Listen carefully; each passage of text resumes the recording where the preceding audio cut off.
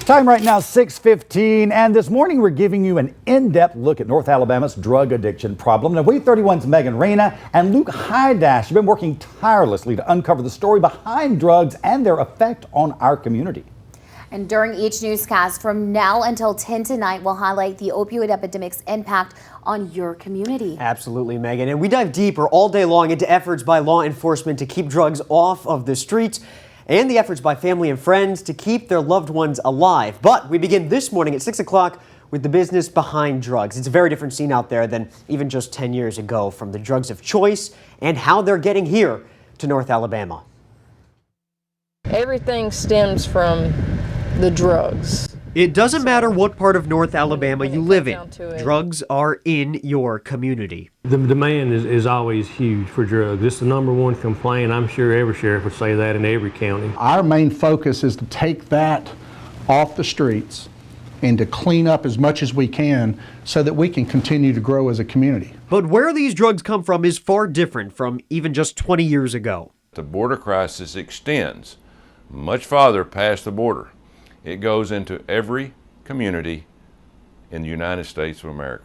Drugs smuggled across the Mexican border, finding their way into every nook and cranny of America, and North Alabama is no exception. It's totally different from the way it used to be, just like when you used to have your meth labs nonstop, and that was the big thing back years ago. Now you're basically changed from the meth lab, meth house to just the meth dealers. Compared to 2019, Mexican authorities saw a nearly 500% jump in fentanyl seizures in 2020 alone. But some drugs were still able to slip across the border. From our intel and what we get, most of the drugs that we get are not from here. They come from the border or from Mexico or from other states where they're hubbed out at. We're kind of like sitting in a neutralized area where people pass through with them due to the highways. And of course you have, local people in your counties who are your drug dealers and spread those drugs out. That's why law enforcement all across North Alabama work together to get drugs off the streets. Each of the 10 sheriff's offices across the region have some type of narcotics division or drug task force.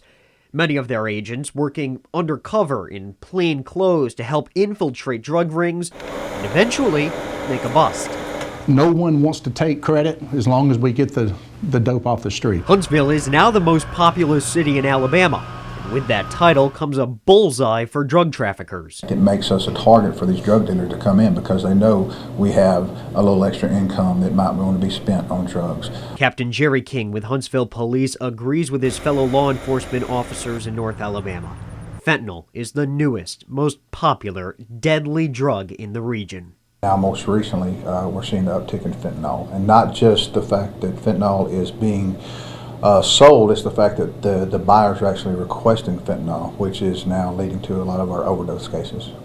And some of the most concerning aspects of fentanyl, of course, it's highly addictive, it's cheap, and it gives a stronger high. Authorities say a lot of times addicts are buying drugs like meth that are now laced with fentanyl and they don't even know it. And our coverage of North Alabama's drug addiction continues at 11 on WAVE 31 Midday News.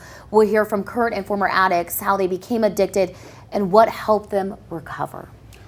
Very eye-opening reporting from both of you. Thank you so much. Well, also starting at 4 o'clock this afternoon, we want to tell you about a phone bank where you or someone you love can get the help they need. We are working together with Partnership for a Drug-Free Community to get those questions answered for you.